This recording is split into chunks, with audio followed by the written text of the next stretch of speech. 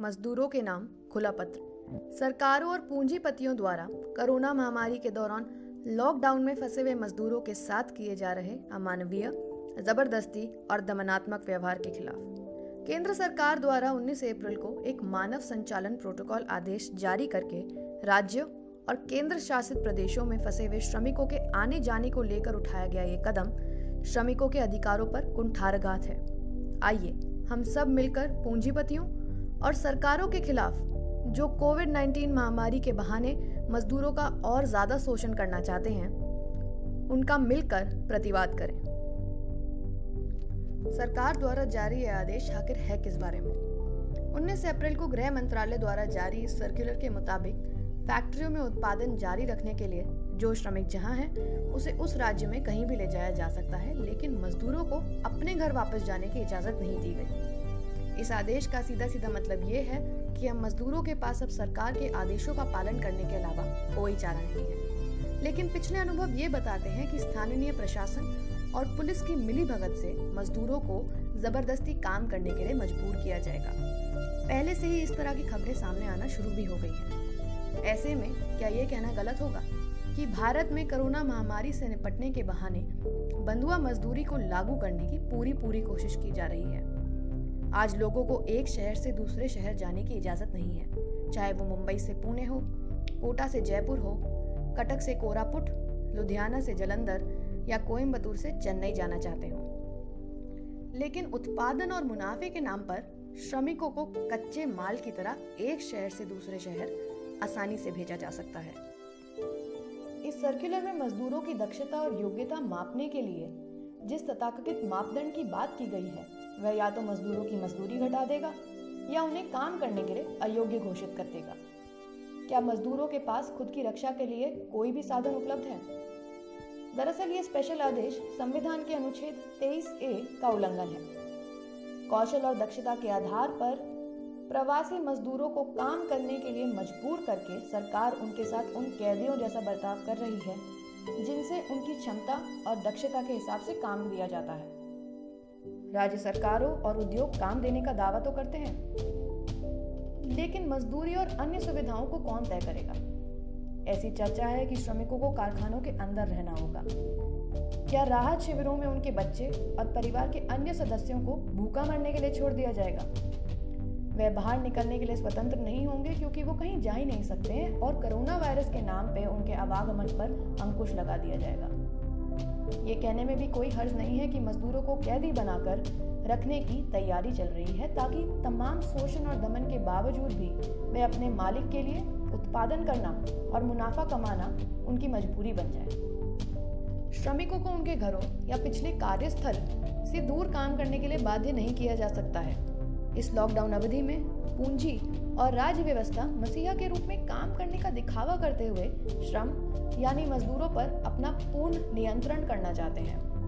उद्योग धंधों को भी अच्छी तरह मालूम है कि प्रवासी मजदूर सस्ते मजदूर होते हैं और उनका किस तरीके से इस्तेमाल किया जाता है। क्या मजदूरों से उनकी राय पूछी गई? मजदूरों को तय करने दिया जाए कि उन्हें क्या करना है। साथियों, 12 घंटे के अनिवार्य कार्य दिवस यानी 12 घंटे की शिफ्ट की घोषणा कर दी गई है। हम पिछले 3 दशकों से ये देख चुके हैं कि शून्य रोजगार वृद्धि क्या है, यानी पिछले 30 सालों से रोजगार के अवसरों में कोई वृद्धि नहीं हुई है। कलपुर्जे बनाने वाले कारखाने, निर्माण कार्य और खेती बाड़ी सहित कई क्षेत्रों में मशीनों और रोबोट का इस्तेमाल बढ़ा है। हमारे देश में कोरोना वायरस महामारी के संकट से पहले भी बेरोजगारी दर 45 साल के उच्च स्तर पे थी। बार के लॉकडाउन और पूरी दुनिया सहित भारत के अर्थव्यवस्था यानी बाजार में अनिश्चितता बढ़ने यानी आर्थिक मंदी के कारण बेरोजगारी कितनी बढ़ गई है, इसकी कोई कल्पना नहीं की जा सकती। हमें दिन में 6 घंटे की 3 शिफ्ट वाली नौकरी की जरूरत है ताकि ज्यादा से ज्यादा लोगों को रोजगार मिल सके। CMIE के अनुसार अभी बेरोजगारी दर 23.4 है। इसीलिए हमें बड़े पैमाने पर अलग अलग आर्थिक पहलुओं को लेकर लोगों को सुविधा उपलब्ध कराने की लड़ाई छेड़ने की आवश्यकता है। भोजन, पानी की सुलभता, सार्वजनिक स्वास्थ्य सेवा, सार्वजनिक शिक्षा, सार्वजनिक परिवहन, किफायती आवास, सार्वजनिक स्वच्छता आदि और इन सार्वजनिक सेवाओं में लोगों को रोजगार देने की भी मांग करनी चाहिए। यह रोजगार के अवसरों के बढ़ने के साथ साथ सार्वजनिक सेवाओं को लोगों के लिए सुलभ बनाएगा। सरकार ने मालिकों से अपील और विनती की है कि वो कर्मचारियों को नौकरी से ना निकालें या छटनी ना करें, लेकिन मालिक वर्ग ये क्यों करेगा?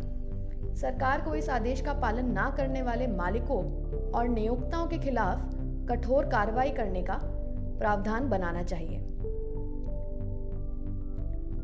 इससे भी महत्वपूर्ण बात यह है कि हमें उन सभी लोगों को आर्थिक मदद पहुंचानी होगी जिन्होंने लॉकडाउन का ये संकट झेला है।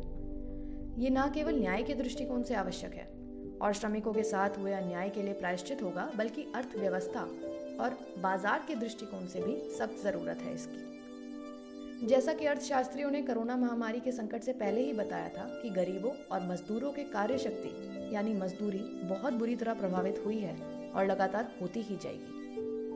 अब इस सब के लिए पैसा कहां से आएगा? तो सरकार को अमीरों से संपत्ति कर, धन कर, कॉर्पोरेट कर, पर्यावरण कर, बड़ा कर वसूल करना चाहिए। वहीं शराब, सिगरेट और अमीरों के इस्तेमाल किए जाने वाले अन्य लग्जरी वस्तुओं पर भी टैक्स बढ़ा देना चाहिए। सरकार पर अमीरों का बहुत टैक्स बकाया है, उसे वसूल करना चाहिए। इस संकट की घड़ी में अगर सरकार को राजस्व कमाना है तो वो उन्हीं लोगों से वसूले जिन्होंने संसाधनों पर कब्जा कर रखा है। प्रवासी श्रमिकों को घर वापस लौटने से रोकने का असली कारण उनके स्वास्थ्य संबंधी चिंता बिल्कुल नहीं है। तीर्थयात्रियों और छात्रों को विशेष व्यवस्था के साथ उनके घर वापस भेज दिया गया है, जबकि प्रवासी श्रमिकों को पुलिस या दमन और अपमान का सामना करना पड़ा है। यह शासक वर्ग द्वारा इस संकट का लाभ उठाते हुए श्रमिक वर्ग के शोषण का प्रयास है। शासक वर्ग का एकमात्र उद्देश्य है अपने उत्पादन और मुनाफे को जारी रखना।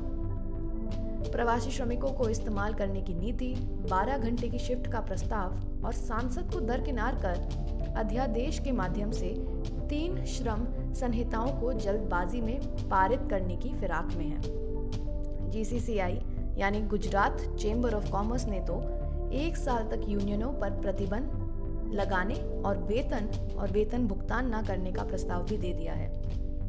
इसके अलावा कंपनियों और पूंजीपत हायर एंड फायर की नीति यानी जब मर्जी काम से निकालने की नीति का ज्यादा से ज्यादा फायदा उठाना चाह रहे हैं।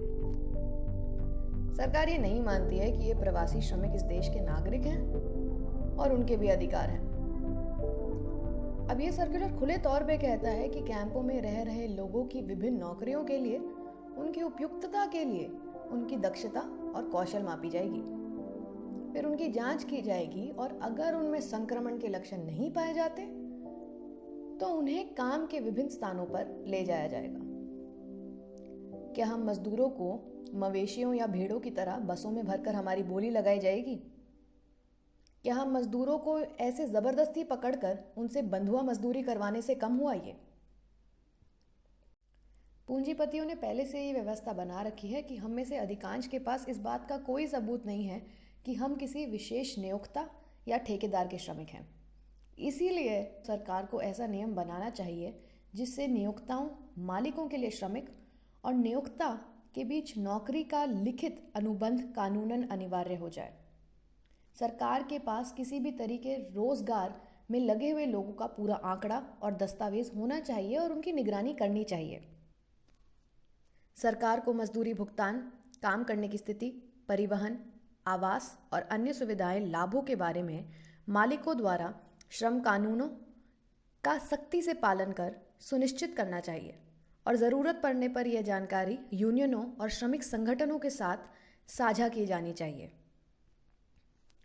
इस प्रक्रिया में उत्पन्न होने वाले श्रमिकों के विवादों, शिकायतों, प्रश्नों को तेजी से निपटाने के लिए सरकार को विशेष व्यवस्था बनानी चाहिए। अंततः सभी फंसे हुए श्रमिकों को अपने गांव और कस्बों में लौटने और अगर उनकी इच्छा है तो वहीं काम करने का विकल्प दिया जाना चाहिए। उनके लिए घर लौटना और उनके मानसिक तनाव और अवसाद को कम करने की व्यवस्था की जानी चाहिए। मजदूरों की अपने गांव, घर लौटने की ये मांग इस समय मजदूर वर्ग की मांग में बदल गई है। जिस तरह उन्हें काम के लिए भेजे जाने से पहले उनकी चिकित्सकीय जांच की जा रही है, बिल्कुल उसी तरह उनके गांव और कस्बों में जाने से पहले भी उनकी जांच की जा सकती है। हम एक व्यापक एकता कायम करने की दिशा में आगे बढ़ते हैं और बड़े और छोटे मालिकों सरकार के समक्ष मजदूरों की मांग पहुंचाने के लिए मजदूरों का मांग पत्र तैयार करते हैं। मेहनतकश वर्ग की एकता जिंदाबाद। महामारी के नाम पर बंधुआ मजदूरी लागू करने का विरोध करें। मजदूरों का निर्णय लेने का अधिकार और उनकी मांगों के लिए संघर्ष करें।